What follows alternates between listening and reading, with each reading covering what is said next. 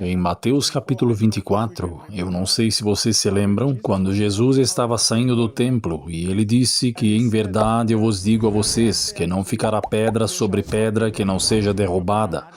Então ele profetizou sobre a destruição de Jerusalém. O versículo 3 diz: E enquanto ele estava sentado no Monte das Oliveiras, os discípulos vieram até ele em particular.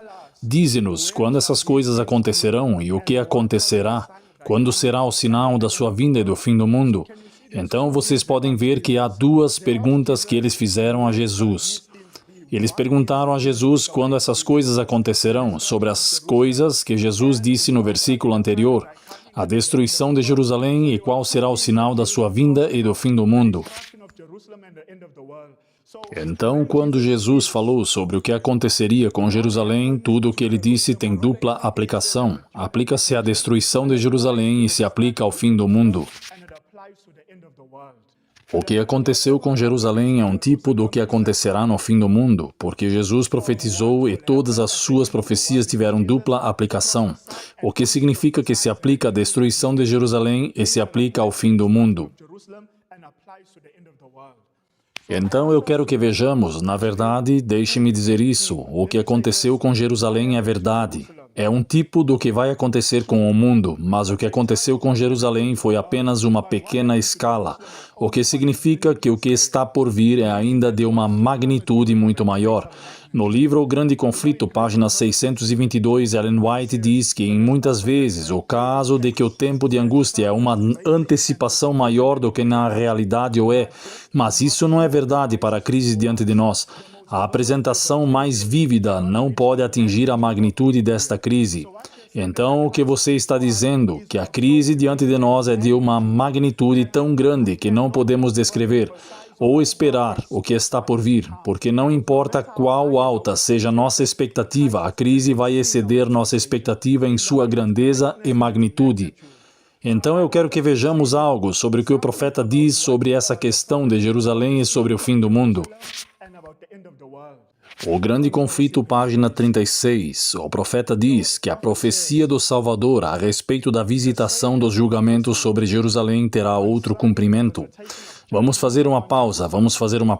Então ela disse que as profecias do Salvador a respeito de Jerusalém, ou melhor, a visitação do julgamento sobre Jerusalém terá o quê? Um outro cumprimento. Mas não sobre Jerusalém. Vamos olhar para a citação. Ela diz que as profecias do Salvador, ou a profecia do Salvador sobre a visitação dos julgamentos sobre Jerusalém, deve ter outro cumprimento. Agora escutem o que ela diz, sobre a qual sua terrível desolação foi apenas uma tênue sombra. Vocês viram o que ela está dizendo?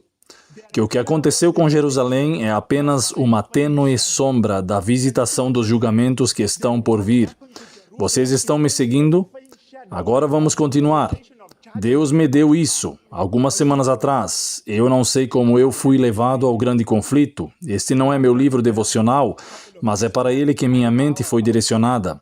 E diz, na fé da cidade escolhida, podemos contemplar a perdição. Agora observem, que Jerusalém é um tipo que podemos contemplar. A perdição de um mundo que rejeitou a misericórdia de Deus e pisoteou sua lei. Escuros são os registros da miséria humana que a terra testemunhou durante seus longos séculos de crime. O coração adoece, a mente desmaia na contemplação. Agora façamos uma pausa. Observem. Ela está simplesmente dizendo, quando pensamos no que aconteceu no passado, nossa mente pode se tornar, quando pensamos no que aconteceu, nossas mentes podem quase desmaiar, como quando consideramos os crimes, o mal que aconteceu antes, mas escutem o que ela diz. Terrível tem sido o resultado de rejeitar a autoridade do céu, mas uma cena ainda mais sombria é apresentada na revelação do futuro. O que está por vir, um tempo mais sombrio. Nada pode se comparar ao que está por vir. O registro do passado, a longa procissão dos conflitos e revoluções, a batalha dos guerreiros, os ruídos confusos e vestes com sangue rolando, O que são estes, em contraste com os horrores, os terrores daquele dia, quando os espíritos restritivos de Deus serão retirados dos ímpios, não mais irá conter a explosão da paixão humana e satânica. O mundo então verá como nunca antes o resultado do governo satânico. Amigos, isso está diante de nós. Vocês viram o que está diante de nós? Algo maior do que abateu sobre Jerusalém. O que aconteceu com Jerusalém foi uma tênue sombra. Vamos continuar. Segunda testemunha. Monte das Bênçãos, página 120, parágrafo 2. O profeta diz que a ruína de Jerusalém era um símbolo da ruína final que dominará o mundo. Vocês podem ver isso? As profecias que recebem um cumprimento parcial na queda de Jerusalém têm uma aplicação direta aos últimos dias. Estamos agora no limiar de grandes e solenes eventos. Uma crise está diante de nós, como o mundo nunca testemunhou. Então vocês podem ver novamente, ela está enfatizando que o que aconteceu com Jerusalém é novamente, ela diz, um símbolo da ruína final que virá sobre o mundo. Agora eu quero que vocês vejam o que sobreveio a Jerusalém. É isso que eu quero que vejamos, o que veio sobre Jerusalém.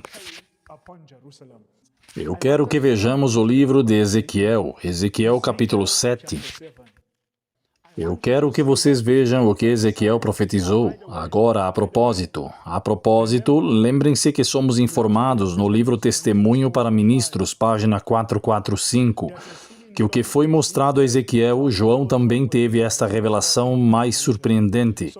Então, João e Ezequiel viram exatamente o mesmo selo, o selo que foi dado aos 144.000. Portanto, Ezequiel é um livro profético. Ezequiel 9 é o selamento. Ezequiel 8, o que aconteceu em Ezequiel 8? Adoração ao sol, adoração ao domingo, a lei dominical. Então, Ezequiel 8, lei dominical. Após a lei dominical, o selamento começa em Ezequiel 9. Mas o que acontece antes da lei dominical, o que acontece nas fronteiras da lei dominical, é Ezequiel capítulo 7.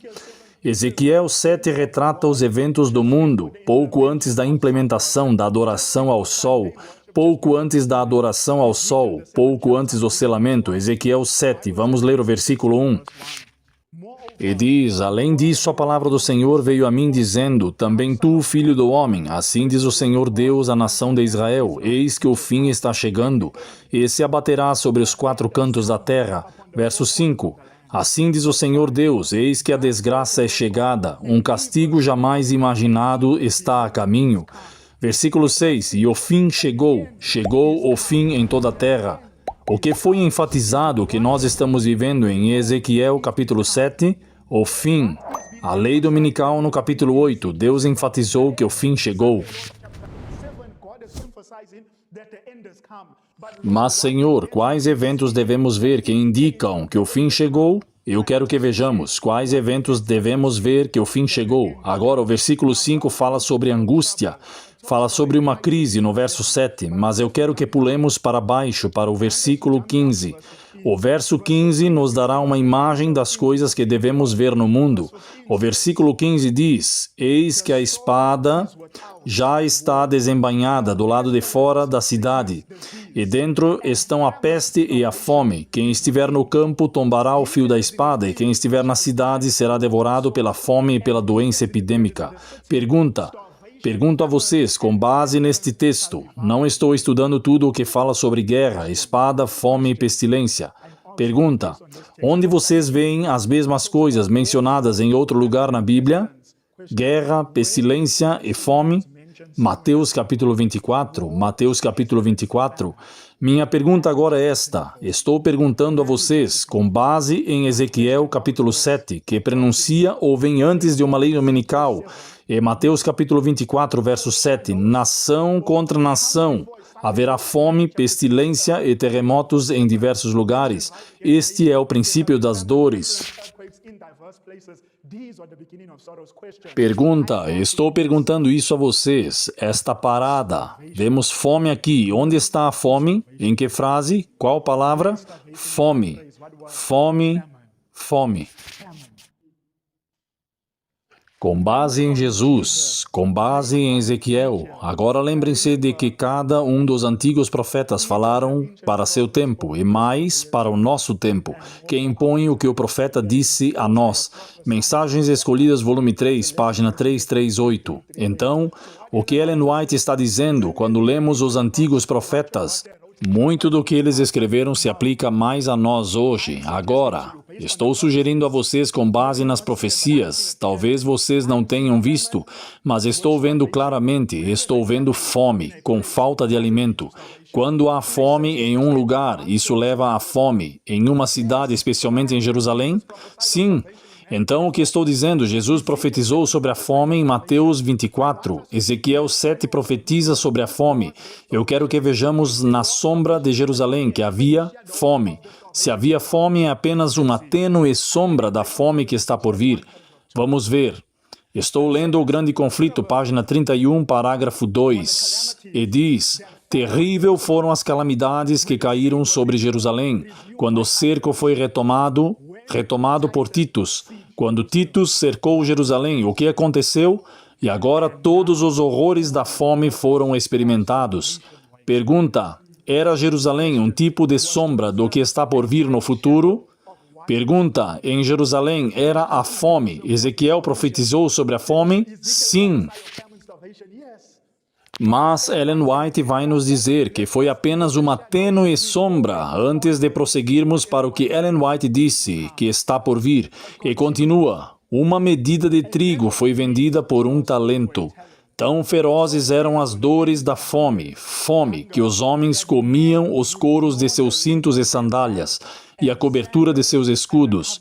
Grande número de pessoas saíram furtivamente à noite para se reunirem às terras selvagens, que cresciam fora dos muros da cidade, embora muitos fossem apreendidos e mortos com tortura cruel, e frequentemente aqueles que retornaram em segurança foram roubados dos que haviam coletado com tão grande perigo. A tortura mais desumana foi infligida por aqueles no poder para forçar do povo os suprimentos do que eles poderiam ter escondido. E essas crueldades não eram praticadas com pouca frequência por homens que são bem alimentados e que estão meramente desejosos de acumular um estoque de provisões para o futuro. Então, sim, vocês podem ver que os homens não se importavam com outros homens. Era apenas o que eles podiam obter para si mesmos. Apenas o que eles podiam obter para si mesmos. Lá vocês podem ver a fome. Agora estou lendo isso novamente do livro O Grande Conflito, página 32, parágrafo 1. Ela diz: milhares pereceram de fome e pestilência. Do que milhares pereceram? Agora esperem, em que página estou lendo? Quando ela diz milhares pereceram de fome e pestilência, na página 31. O que na página 31? Ela disse todos os horrores do quê? Da fome. Então me ajudem. O que Ellen White disse sobre fome e escassez é o quê? Sinônimos. Ela diz escassez, e então ela usa outra palavra, ela usa fome. Página 31, escassez, página 32, fome. Milhares pereceram de fome e pestilência. E então ela continua dizendo que as dores da fome eram tão ruins que ela diz que a afeição natural parecia ter sido destruída. Maridos roubavam suas esposas, e esposas roubavam de seus maridos. Filhos foram vistos arrancando comida da boca de seus pais de idade. A pergunta do profeta: pode uma mulher esquecer-se de uma criança amamentada dentro dos muros da cidade da perdição? Receba a resposta: pelas mãos das mulheres piedosas, elas cozinharam seus próprios filhos. Eles foram sua carne na destruição da massa do seu povo. O que era que seus pais estavam fazendo com seus filhos? Eles estavam comendo seus filhos. Agora lembrem-se, amigos, isso é horrível. O que o profeta disse? Que o que aconteceu com Jerusalém foi uma tênue sombra. Vocês sabem o que é uma sombra? Em outras palavras, que não há comparação com o que está por vir. Mas eu quero lhes fazer uma pergunta com base no que aconteceu em Jerusalém. Estou perguntando, era a fome deles e a escassez. Devemos então esperar que a fome e a escassez venham? Devemos esperar que venha. Agora minha pergunta é, quando deve vir? Quando? Hein?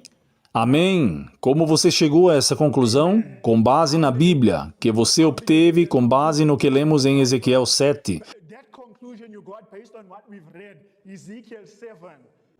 Diz isso, então a lei dominical em Ezequiel 8, então o selamento. O que é a Bíblia? Vamos ver que a Bíblia e Ellen White sempre se harmonizam, sempre se harmonizam.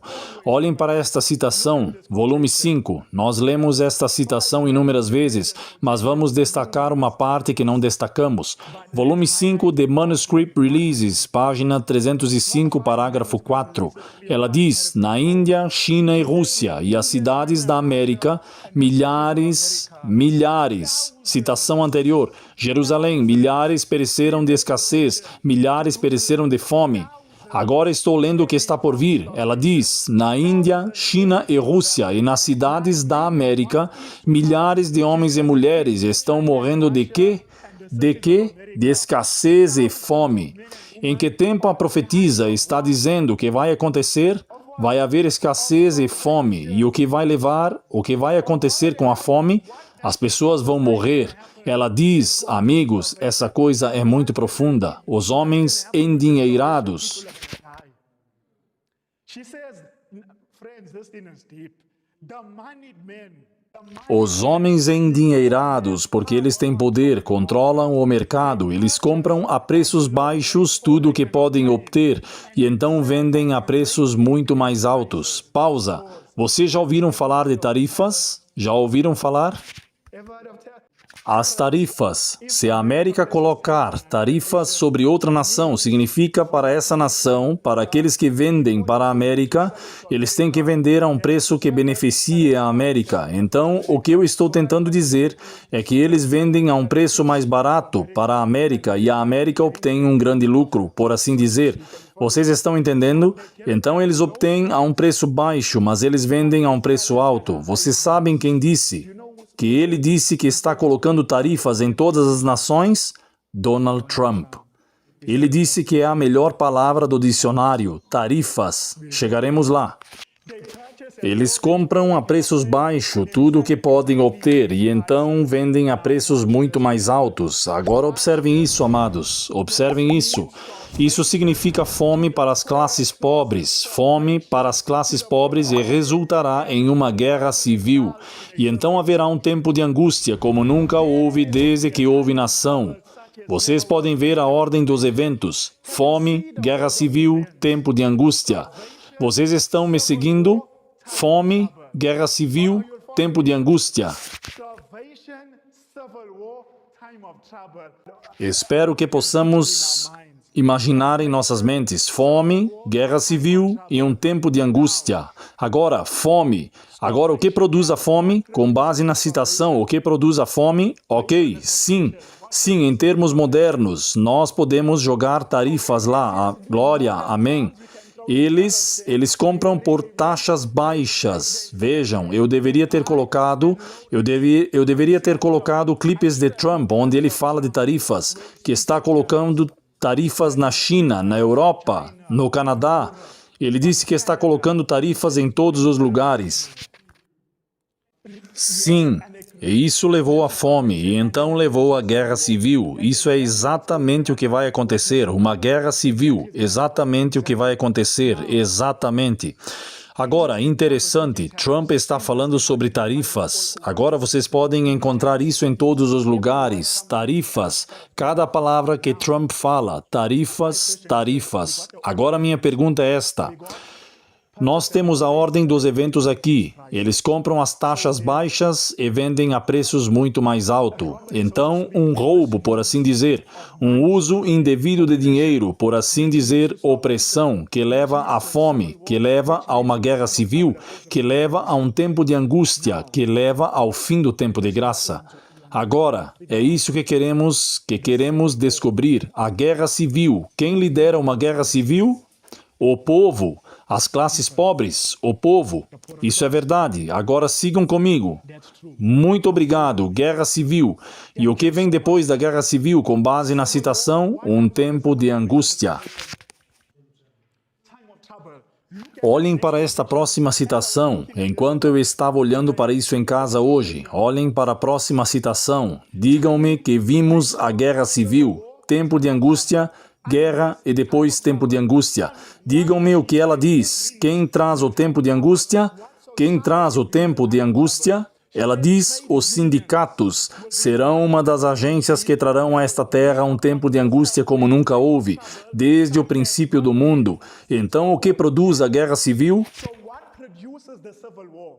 Qual grupo lidera a guerra civil que nos leva ao tempo de angústia? Os sindicatos. Vocês estão entendendo, amigos? Então pensem nisso, comprando a baixo custo e vendendo a preços altos. Vocês não acham que essa é a esfera sindical? Vocês não acham que eles vão se levantar para dizer nós fomos oprimidos como uma classe trabalhadora? Vocês não acham que eles vão liderar? Eles vão nos levar a um tempo de angústia. Agora, amigos, quando vocês ouvem greves, se você não viu greves, algumas pessoas morrem em greves. Isso se torna sangramento. Vamos continuar. Queremos olhar para o volume 7, página 84. Agora, eu intencionalmente coloquei essa foto aqui, Se vocês podem ver aquela foto, vocês sabem de onde é? Este é o nosso corpo de bombeiros, tombado e queimando. E diz, há anos o profeta diz, eu recebi uma luz especial de que não devemos centrar o nosso trabalho nas cidades. Por quê? Porque a turbulência e confusão que enchem essas cidades, as condições trazidas pelos sindicatos e as greves. Pausa.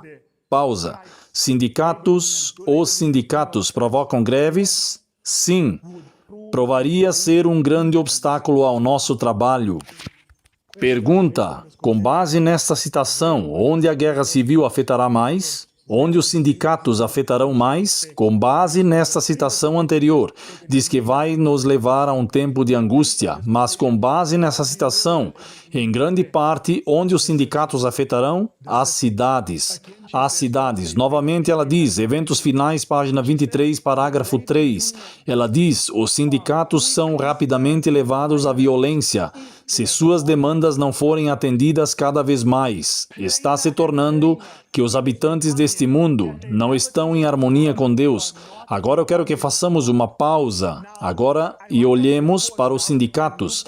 Vamos fazer uma pausa e olhar para os sindicatos, porque eles vão produzir a guerra civil. Eles vão nos levar a um tempo de angústia como nunca houve desde que houve nação.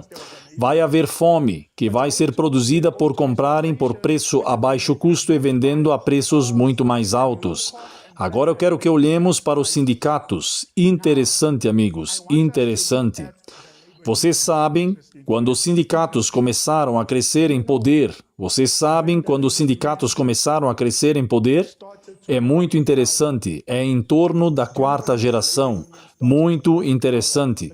Eu quero que olhemos para esse artigo. E diz, os sindicatos. Isso saiu em 14 de julho de 2024. Agora, ajudem-me. Os sindicatos figuram amplamente o encerramento da história desta terra.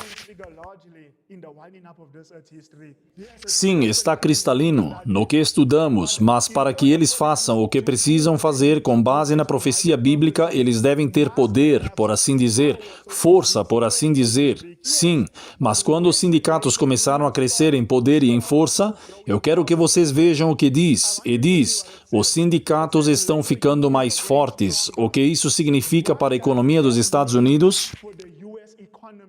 Agora vamos ler este artigo e ver o que ele diz. Escutem, interessante, diz, em 2023, os Estados Unidos viram a onda mais forte de agitação trabalhista em décadas. O que diz aqui? Os sindicatos. Isso nos está dando a história dos sindicatos dentro da América. Em que ano a América viu a maior agitação entre os protestos trabalhistas com sindicatos em décadas? Em que ano? 2023. Muito interessante, bem na hora. Pontuado por greves sindicais de trabalhadores da indústria automobilística e atores. Alguns analistas veem a absorção em atividades trabalhistas organizadas, sinalizando um renascimento em quê? Um renascimento em quê? No poder dos trabalhadores, após um longo período de declínio da filiação sindical e estagnação. Crescimento salarial. No entanto, outros alertam que o aumento das paralisações de trabalho podem ameaçar a resiliência da cadeia de suprimentos e a competitividade econômica. Então, o que eles estão dizendo? Em que ano eles veem os sindicatos americanos crescendo em poder? 2023. Vocês acham que isso é um erro? Que eles entrem em cena com tanto poder que eles entram em 2023? Amigos, eles chegaram na hora certa. Na hora certa. Agora, qual organização é a organização que apoia os sindicatos? Esta é a minha pergunta. Qual é o sistema? Ajudem-me, por favor. Pensem comigo, amados. Antes mesmo de eu ir e mostrar a vocês, um artigo, pensem comigo. Ellen White diz que os sindicatos serão uma das agências que trarão a este mundo um tempo de angústia como nunca houve. Pergunta: o tempo de angústia, que é o fim do tempo de graça, que é o fim do mundo, isso está certo? Sim. Ajudem-me agora. Qual outro sistema, além dos sindicatos, é amplamente utilizado no encerramento da história desta terra? Qual sistema é amplamente utilizado? Testemunhos para Ministros 117, o papado. Então, se os sindicatos trazem um tempo de angústia e o papado é amplamente utilizado no encerramento da história desta terra, pergunta: se eu for e fizer uma pesquisa com base na inspiração, se a inspiração diz, se eu fizer uma pesquisa, devo ver um elo de conexão entre o papado e os sindicatos? Sim. Eu deveria ver, porque a inspiração diz isso. link with the papacy and labor unions. Yes, I should see it because inspiration says it. E foi isso que eu fiz hoje. Eu fui e vi que a história do papado e dos sindicatos, eles estão juntos na história.